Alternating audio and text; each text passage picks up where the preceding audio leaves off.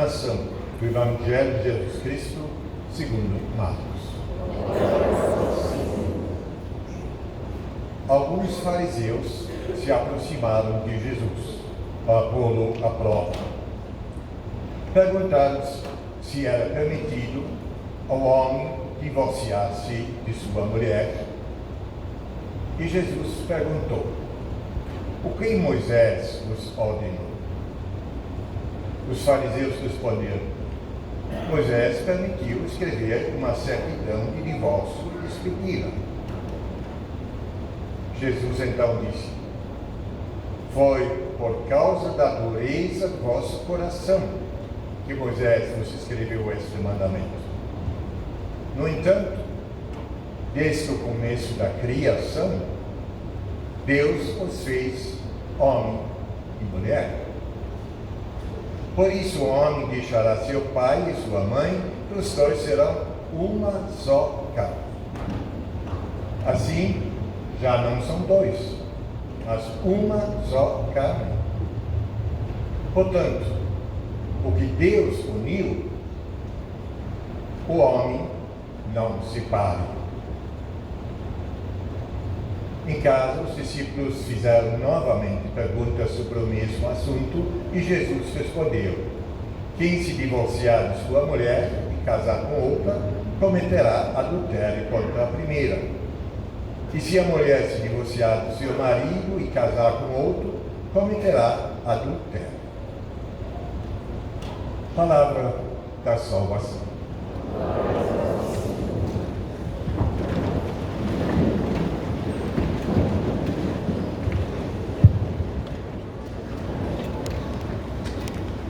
Esse texto de hoje é um texto muito interessante, complexo, mas na verdade muito simples.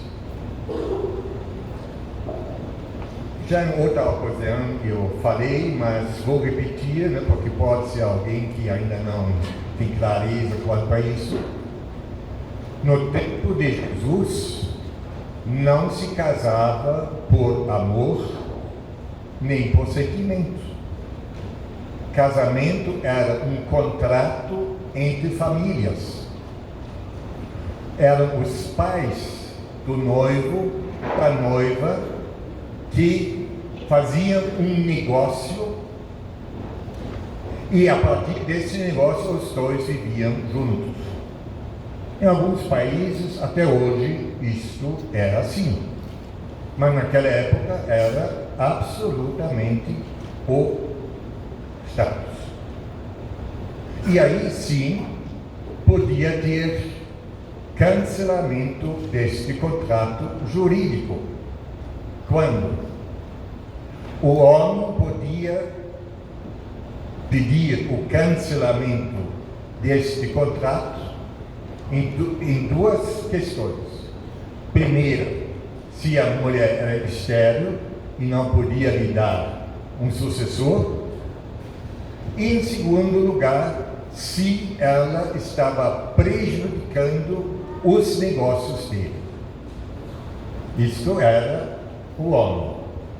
A mulher, ela mesma não podia, mas os pais da mulher podiam pedir divórcio e, normalmente, isso era feito, não era comum, mas quando era feito porque a família do marido não cumpria com os deveres econômicos assumidos no casamento, então podia desfazer este contrato e procurar um novo contrato mais vantajoso. Então o casamento era um negócio econômico, não era como nós entendemos o casamento. E neste negócio Jesus deixa claro: este negócio de vocês aí, tudo bem, Moisés até normatizou isso, mas este negócio que vocês chamam de casamento, no início não era assim. O que Deus na criação quis era outra coisa. Ele nunca estabeleceu um negócio. O que Deus quer é que vocês sejam uma só carne.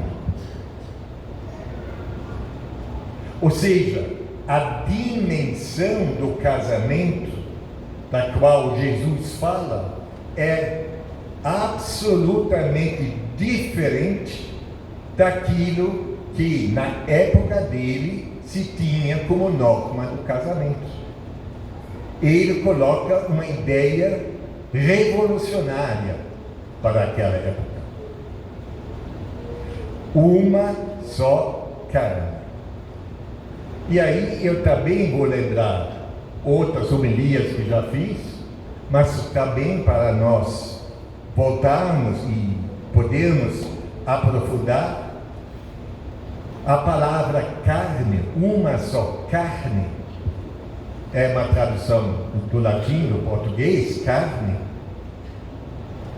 Na linguagem original do Novo Testamento, que é grego, aramaico, grego, a palavra carne, em grego são duas palavras, totalmente distintas, não são a mesma coisa.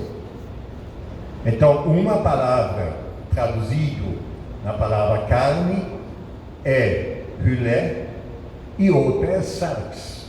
Em grego são dois conceitos diferentes. E em grego, esta frase, uma só carne, que seja uma só carne, que seja uma só sarx, não hylé. Qual a diferença? O seu bichinho de estimação, o frango, o boi, o lobo, a ovelha, a carne destes é hylé. Só o ser humano tem, além de hylé, aquilo que estão vendo agora aqui, um do outro, sarx. Sarx quer dizer a carne com alma. É um conceito totalmente diferente. Então, quando Jesus diz que vocês são uma só carne, o que quer dizer isso? Quer dizer, vocês são uma só alma. Esta que seria a tradução mais adequada. Vocês são duas pessoas, mas uma só alma.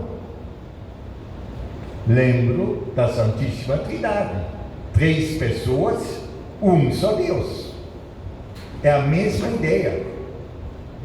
É a comunhão total entre este homem e esta mulher. E aí, me desculpem, mas vou tomar a liberdade. Quantos casamentos o senhor já assistiu que tinham esta intenção? De realmente ser uma só sarx, uma só alma, onde os dois não entram numa relação de interesses, porque negócio é interesse, né? Quando a senhora casou há pouco tempo atrás, qual foi seu interesse? Não ficar na solidão? Eu preciso ter um companheiro, porque eu sozinho não estou bem? É válido, totalmente válido, mas não é isto que foi visto na criação desde o início. O casamento indissolúvel tem outra dimensão. É realmente construir uma comunhão além do corpo, do corpo físico, além do emocional, mas realmente uma unidade espiritual. É esta a finalidade. E aí, meus amigos, vamos ser transparentes. Muitos dos casamentos que já duram 40, 50 anos foram feitos na igreja e tudo certinho conforme a lei. Mas será que realmente, nesse sentido, foram casamentos? Ou foi, como no tempo de Jesus, um jogo de interesse? Talvez não um jogo de interesse econômico, mas será que não foi um jogo de interesse emocional? Eu preciso de você para eu poder ter uma segurança afetiva. É negócio. Não é uma só sabe. Mas esse evangelho vai muito além. Ele não está falando da senhora ou do senhor. Não é aí que está a questão. Jesus fala, desde o início não foi assim. Como foi o início? Conforme a narrativa bíblica. Sabemos pela ciência que foi diferente, mas na ideia bíblica, no início tinha Adão, Eva. E os dois, símbolo de toda a humanidade. A humanidade representada em Adão e Eva são chamados a serem uma só carne. Sabe?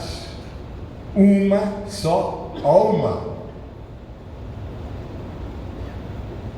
Então, quando a gente se preocupa se alguém está no segundo casamento, no terceiro casamento, se está casado, se está juntado, se está não sei o quê, não é esta questão que este evangelho está tratando.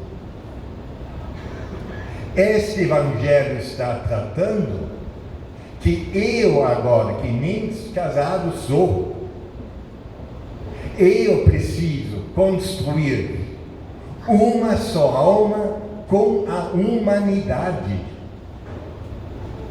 começando com os senhores que estão aqui presentes. Eu, quando me preparo para vir aqui, eu preciso já me preparar e tentar entrar em empatia com uma mensagem que faz com que nós juntos possamos entrar em comunhão. Que os senhores possam entender aonde eu quero chegar com esta minha fala. E não é sentimento, não é físico, é comunhão espiritual. É para isso que estamos aqui reunidos. E aqui relativamente é fácil, né? Porque aqui a maioria já me conhece e já vem porque gosta do jeito que eu falo. Sabemos disso. E quem não gosta, já da próxima vez não vem mais, vai na igreja vizinha, onde o padre fala diferente, tudo bem, vai lá, tudo bem. Então aqui é fácil.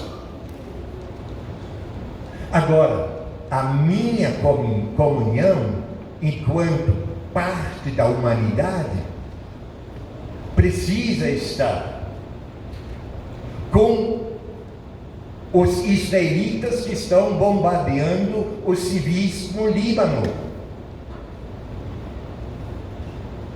E pelo que agora, acompanhando a mídia, eu pessoalmente penso diferente, mas acompanhando a mídia, eu fazendo comunhão dos russos que estão lá em guerra com a Ucrânia. E eu preciso fazer comunhão com o Pentágono que está por trás de todas essas guerras. Eu preciso entrar em comunhão com o diferente, com o contrário, com o outro. E não é só respeitar. Isso não é comunhão. Comunhão é realmente entrar na unidade, mesmo sendo diferente. Esta mensagem de Jesus e deste Evangelho, eu penso, ao menos pelo que eu conheço, que nunca foi levado a sério na igreja. Não é respeitar. É pouco que Jesus quer dizer claro. Olha, vocês, nós, humanos, somos uma só carne, uma só sarx. Então eu lhe pergunto a todos nós, em primeiro lugar a mim, quem aqui está divorciado? Eu sou o primeiro. Porque eu ainda não cheguei à maturidade de realmente me sentir em comunhão com determinados grupos, pessoas, ideias. Não consigo ainda. Então, lembro o que Jesus fez com aquela mulher que foi pego na cama de outro, adúltera. E aí ele chega e diz: quem aqui estiver sem pecado, que joga a primeira pedra.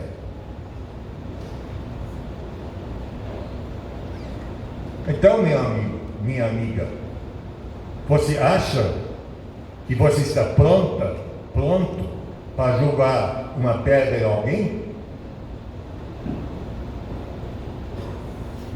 Eu não sou. Porque eu vivo ainda no divórcio diante da ideia original que Deus teve para a humanidade. Então não me peçam que eu falo determinadas coisas sobre moral, sobre não sei o que, não sei o que, não sei o que, porque eu sou o primeiro divorciado.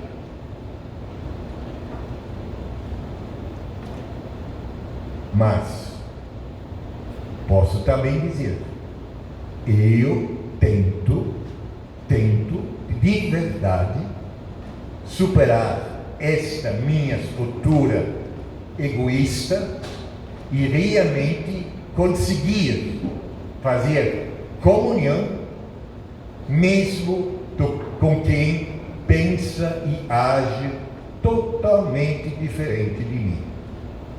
Porque todos nós somos comunhão de sarx, comunhão de essência e existência. Tudo o resto é mentira.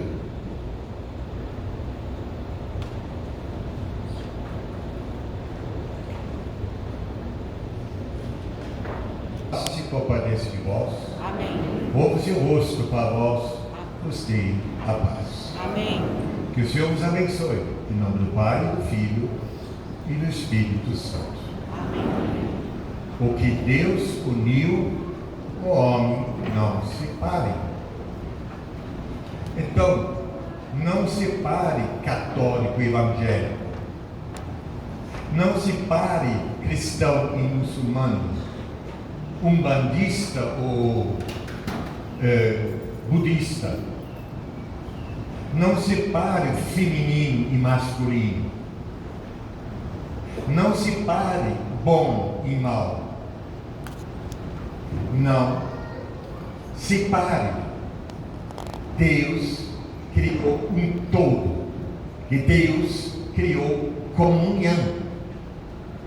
É difícil de entender, mais difícil de viver, mas é isso que é a proposta de Jesus de Nazaré. E de paz que o Senhor vos acompanhe. Graças a Deus.